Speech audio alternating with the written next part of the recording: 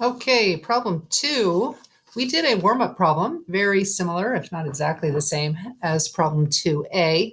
So hopefully you're kind of familiar with this. So we have w is equal to this, and for this particular problem, a is going to be equal to 2. So we are going to have w is equal to 2 times e to the pi over 4I. So that's w to the 1. And then we want to square w, so w squared. So if you refer back to your notes, it's really easy to take the power when something is in Euler form. All you got to do is put the power on the modulus, so that's going to be 2 squared, and then you multiply the argument by the exponent, so 2 times pi over 4I. And then we can go ahead and simplify that. So I get 2 squared is 4, and then e to the 2 pi over 4 reduces to pi over 2. Okay, so that's w squared. Now I'm going to do w to the third. Again, the modulus gets cubed, and we multiply the argument by 3, just multiply it by that exponent. So if I simplify that, I get 8 e to the 3 pi over 4I. And the last one, w to the 4, that's going to be 2 to the 4th, e to the 4 times pi over 4I. If we simplify that, we get 16 e to the pi I. Okay, now for part 2, they want us to draw the positions of all 4 of these on here. So remember, this is our magnitude and our direction. Okay, so w to the first, actually, I kind of want to just put on, just for the fun of it, I want to put on w to the 0. W to the 0 means I'm going to have 2 to the 0 times e to the 0 times pi over 4I, which is just equal to 1. Anything raised to the 0 exponent is equal to 1. So I just kind of like having that. Oh, it does say to draw. No, it doesn't say to draw w to the 0. Never mind. I'm going insane. Okay, but I kind of like having it on there. W to the 0 would be between 0 and 2. So that would be right there. That would be w to the 0, which you're not required to put on there, but I just kind of like having it on there. So w to the first, the modulus, which is the magnitude, the length is going to be 2. And it's going to be, the angle is going to be pi over 4. Pi over 4 is a 45-degree angle. So here's my 45-degree angle. So it's going to be along here, and it's going to be 2 units long. So probably somewhere around here.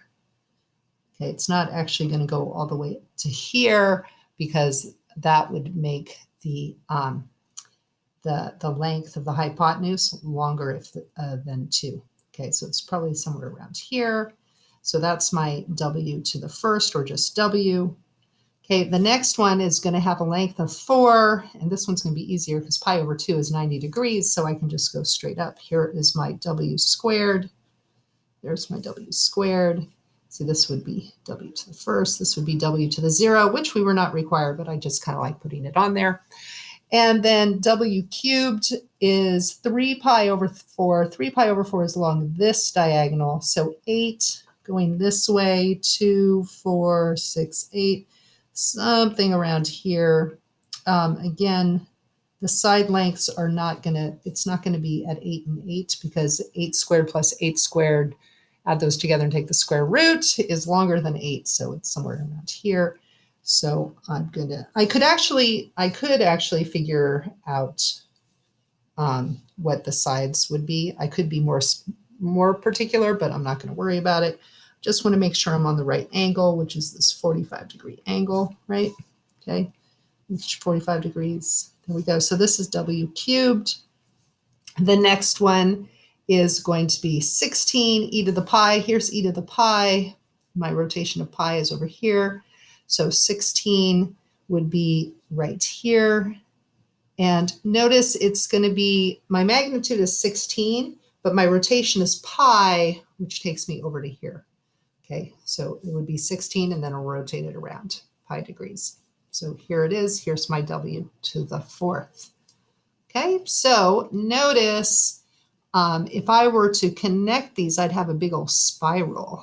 I'd have a big old spiral. That's what's the curve that is being formed here. Okay, so which leads us to our next part of the problem, which says find the value of A for which successive powers of Z lie on a circle.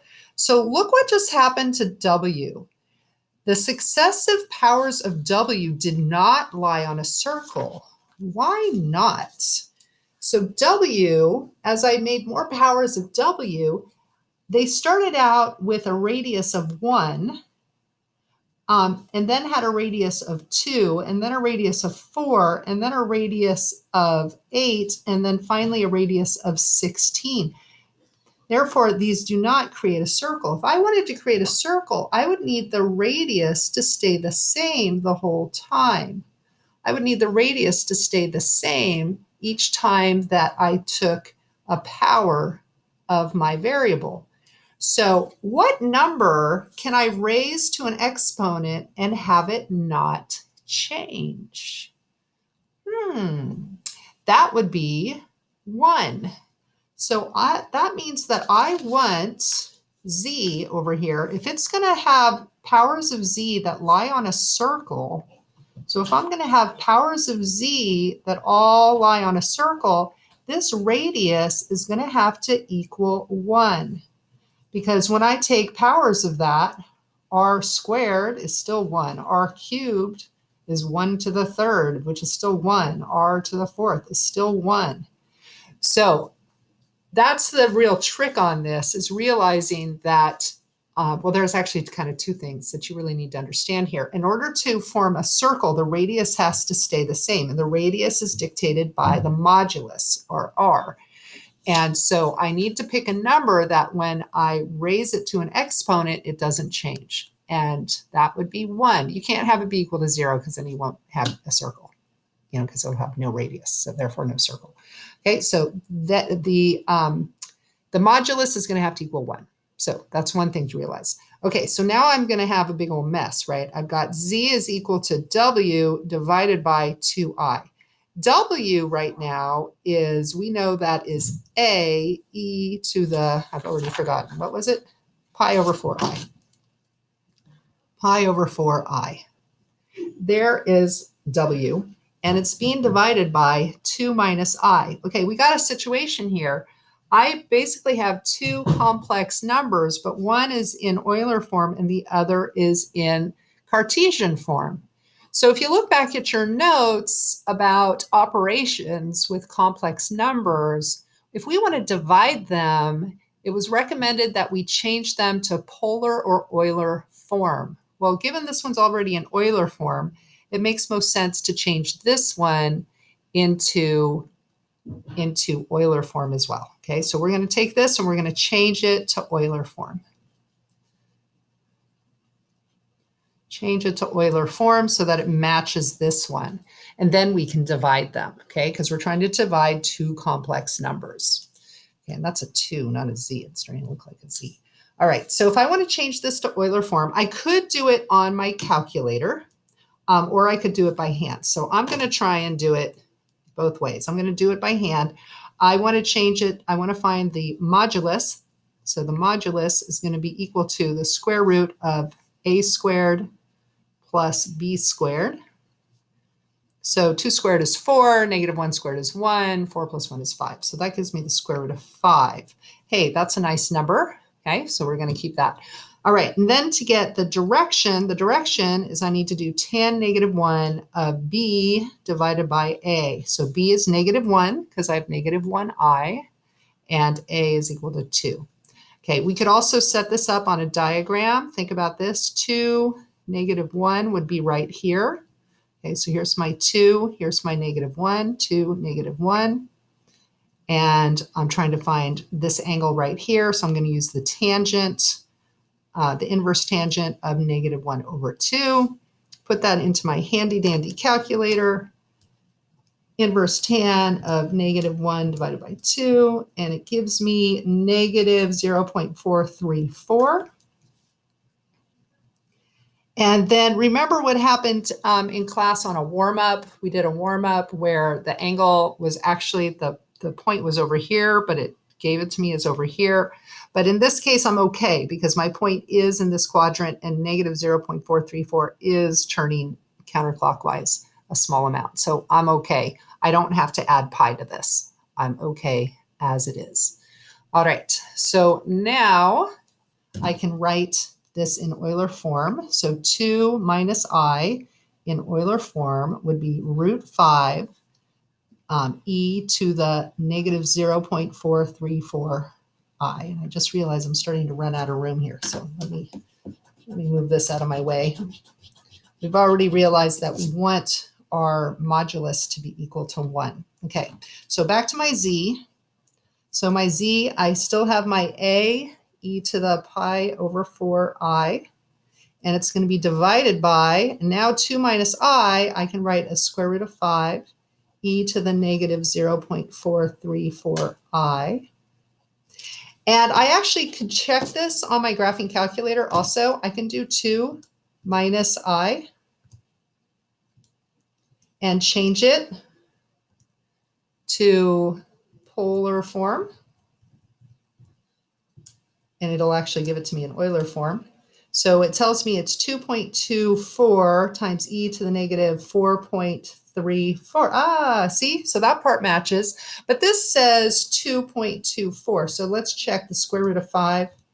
Is that the same thing? Yes, it is. Okay, but it would be better since it's always better to have an exact answer when you can. So since I got this, I'm going to go with square root of 5. Okay, so now I have this. And I can simplify this. Since I'm dividing, I get to divide the modulus. So I have a over the square root of 5. And then I get to subtract the exponents. Okay, it's just laws of exponents here. So I'm running out of room, but it's going to be pi over 4 minus this mess. Minus a negative is going to make it plus. Oops, can't see that. It's underneath my little picture of me. Plus 0.434i. Oh, let me put parentheses because they both should have an I. There we go. Times I. I'm running out of room. Eek. Okay, so now here it comes back to the important part.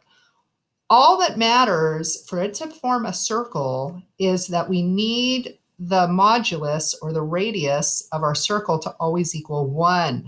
This has to always equal 1. It doesn't matter how it's rotating, because it's going to keep going around and around and around the circle. What is going to make it be a circle is if the radius stays constant. And the only way to keep the radius constant when we raise it to different powers is if r a over square root of 5, if that is equal to 1.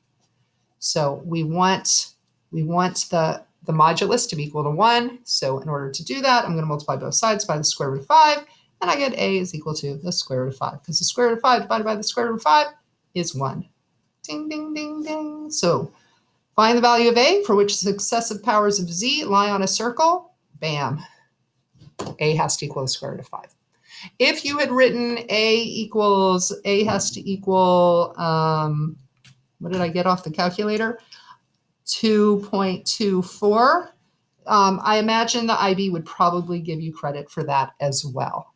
But this is the much better answer. Whenever you can get an exact answer, that's always better. All right.